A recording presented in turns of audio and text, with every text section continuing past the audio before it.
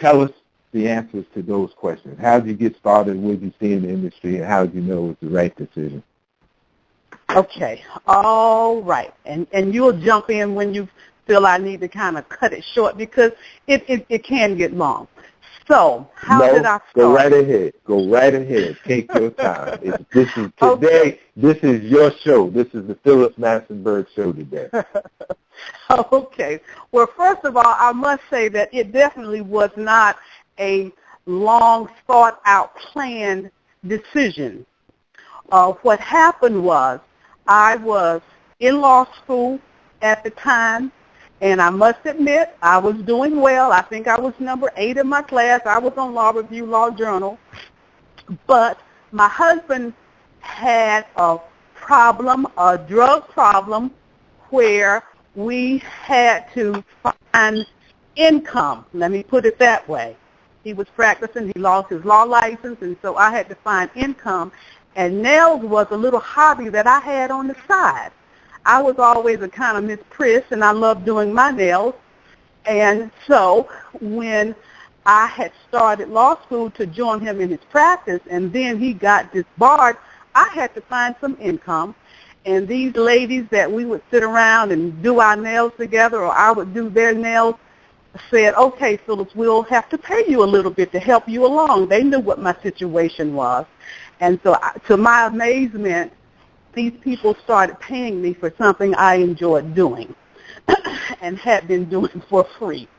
And so the timing was very important in that the nail industry had not even started on the East Coast. It had started on the West Coast.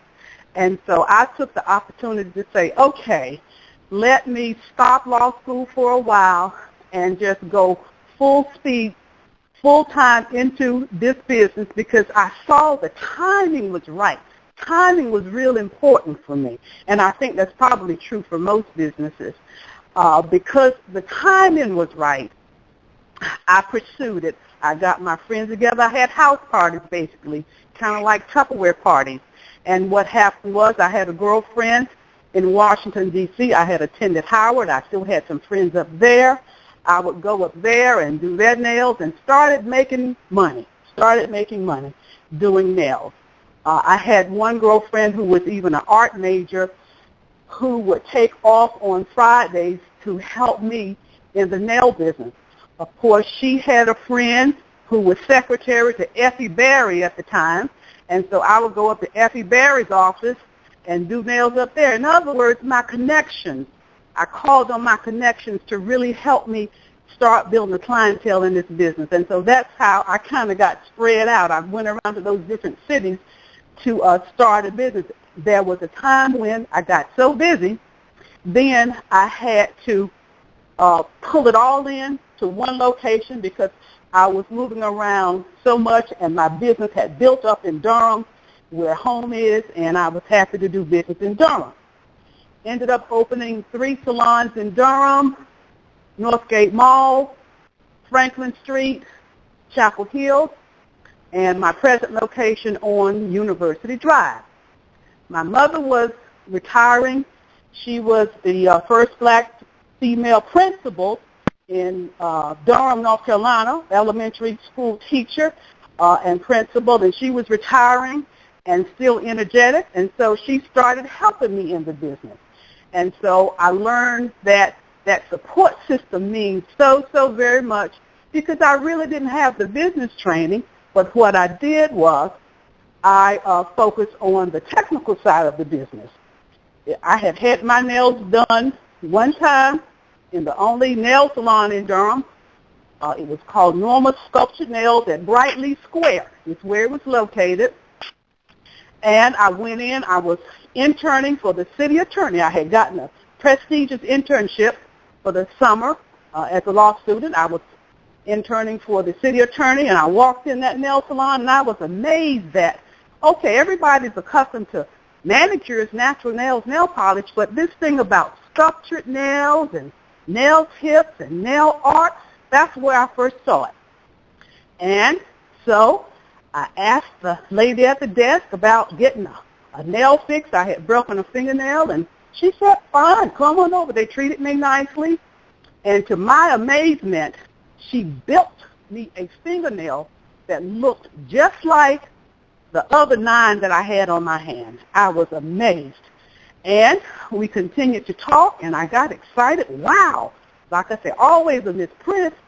And I left there, and I started to my mom's house to show her my fingernails, and I got emotional on the way to my mom's house. So by the time I got to her house, I was in tears. I was so excited about that one fingernail. And I think that was probably my aha moment, that this is something that I love, that I enjoy, that makes me feel good. And so my mom came to the door and said, what in the world is the matter with you? And I told her, Mom, she's going to teach me how to do nails. And I'm standing there in my suit trying to be an attorney. And she says, you're excited about learning how to do fingernails? And I told her, yes. She says, I think you are losing your mind. You're having a nervous breakdown. You're going to be okay. But my point is, passion is really, really important. And that's when I saw I had passion for this trade, for this technical skill that, of course, just came out of the blue. And I knew the timing was right because I knew other ladies would enjoy having artificial nails, nail tips, extensions, nail art. And like I say, it took off. I never got back to law school. I just went with it, and I've never looked back. Well, and that's been 30 years. Yeah. I'm sorry. And I want to make a comment, as Donnell was saying, that's been 30 years. But it is so inspirational for you to say, someone who's been successful, do something that you love, whatever you have a passion for. And people, and I try to tell people that, really sit down and actually figure out what do you really want to do. What do you have a passion for? That is so important. Because what would you do if you did not get paid? If they didn't pay you to do it, you would still want to do it. What is that thing? Absolutely. And if that's what you want to do, you will be successful in it if you work at it with the kind of passion also that you need to pursue. Whatever it is you're doing, try to be the best at it. I'm going to paraphrase what Martin Luther King said. If you're going to be a trash man, be the best trash man. When he made a speech saying that to the garbage collectors there in Memphis. But it's so important that to our listening audience, these are the things, and we're so happy to have Phyllis Massenburg on, because even though we say this week after week or when we do the show ourselves, it's nothing like having someone who has actually been down that path just like we have in many cases, to be able to come in here and actually tell you the exact same thing that we've been trying to do week after week on this show. And I am so happy to have you here. Now, I've got another question for you, and I want you to take as much time as you want to on this. But what other professionals have you employed to assist you in this journey, i.e., like an attorney or CPA, or being in law school and your husband being an attorney? I mean, that goes without saying. But what are some of the other fields that have been of assistance to you in being successful? Okay. You're exactly right. There has been a time when I have used an attorney. There has been a time where I used a CPA. There's been a time when I've used a banker. There's been a time when I used an IRS agent. So, all right, in backing up, in backing up, I did not initially, like I say, I did not initially do that business plan where I had put all of those professionals in place that you will eventually need. I did not. So in other words, as the business moved forward, I found myself having to call on definitely an accountant, a CPA, when I started to employ people, to keep the figures right, to get a budget, to understand if just because the cash flow is good, does it really mean you're making money? Maybe, maybe not. And so therefore I had to seek out help as to how to set up the finances for the business. For an attorney, once you start hiring people, then you want some non-compete clauses, some contracts. So when you basically turn over a clientele to a new employee, this new employee does not take those clients that you gave them and take them next door and, in other words, carry what I used to think was my money out of my business. So that's what I needed the attorney for from time to time, to get the contract straight. So in other words, I had to kind of back up and get those pieces in place. Once you start withholding taxes and matching Social Security benefits, now I need to go over to the IRS place because they're saying that I need to make these deposits monthly to them, and when I didn't, and now they're asking for their money and I don't want to give it to them, Phyllis chose to go over there and sit down with one of those agents and understand how that whole system worked. It was kind of after the fact, but at the same time I learned I had to sit down and understand the business side of the nail business. Very, very real, because that's what happened to the one salon that I worked in, Norma Sculptured Nail. She went out of business because the IRS closed it down. So that got my attention when it was time to start paying taxes. And so all of those professionals definitely come into play, and it's good if one can do that on the front end rather than having to do it on the back end. In other words, you're going to need them, so you might as well have them already in place when you start. But that's not the way I did it. I didn't get everything right all the time. I sure didn't. But the main thing I found in using those professionals was you needed to form a relationship with them really prior to doing business with them, because all of them are not trustworthy, or their skill set is not what it should be. And so I needed to find out which one of those attorneys, which one of those CPAs to deal with. And that's been my lesson that I've learned in people like to do business with people who they have a relationship with.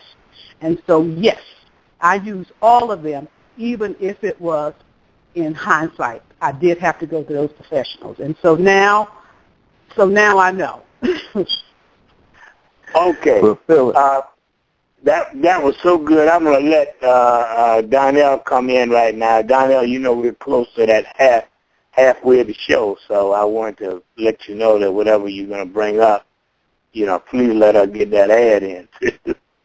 And Donnell, I may not have answered all of your questions from the beginning. Our first time we talked, did I answer all of your questions? Well, I think you did, but we're going to get back to that. And Herb read my mind, because we are at that point. We're at the halfway point. And as Alan said at the very beginning, we like to give our guests an opportunity to toot their own horn. And I know you've heard me say this before, but I'm going to say it again. It is a poor frog that won't praise his own pond. So here's your opportunity to praise your own pond and do that perfection commercial. Tell our audience who you are, how they can reach you, what services you offer, etc. Anything and everything you want to tell them, take your time, go for it, Phyllis. Thank you. Thank you very much. Wow. Wow. Okay, here we go. What is happening is that after 33 years in business, And I had a birthday this year. I turned 60. And after having basically all of the customers that I can handle personally, I am now promoting the next generation of nail techs under my tutelage. That's what I'm doing. My niece, who came into the business with me, this is an issue that I think it'll call for another show as to how to transition your business to the next generation. I see that as a problem, especially in the African American community. I'm not really seeking new customers for me, but I want new customers to come to the ladies who support me in the salon now, who are now booth renters, who are now self-employed. I have moved my business to that phase, and my niece, who started out with me some 9 years ago, has now moved next door to me, and her salon is called Aura. What happened was, in trying to work with family, there was a time when it was 3 generations in my salon. I talked about my mother being with me, myself, and then my niece. My niece is very smart and aggressive and very capable. And I saw once I lost my mother 7 years ago, I lost my mom.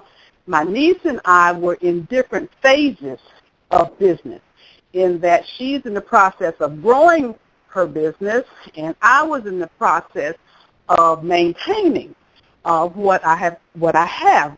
I do know that a business either moves forward or moves backwards. It's kind of hard to hold one in the same place, but that's kind of where I am. I'm trying to work with my senior girls, my golden girls, who started with me 30 years ago. Most of them are still with me, and I really don't have room for new customers, but the ladies who rent booths from me in my salon and the ladies who work for my niece at Aura, that's the name of the salon, Aura, and she's on University Drive, like I say, right next door to me. I'm pushing all the clientele that way. She grew up in a quality salon. She knows how to do it. She's college trained, and the educational part outside of the technical skills really does come into play in the business and setting an atmosphere where people can come in and find their best beauty. So I appreciate you all giving me an opportunity to put a plug in for the businesses. But yes, I'm at 3401 University Drive in Durham, and there is Belisa Salon who I brought in to share the space with me, and I use a smaller room in that same door for myself and my golden girls, and occasionally I take on new clientele. But I'm not really pushing for me, but I'm pushing for this next generation of ladies at Belisa and at Aura. And life is good, and I'm just kind of coasting and holding on and enjoying what I have created over the past 30 years.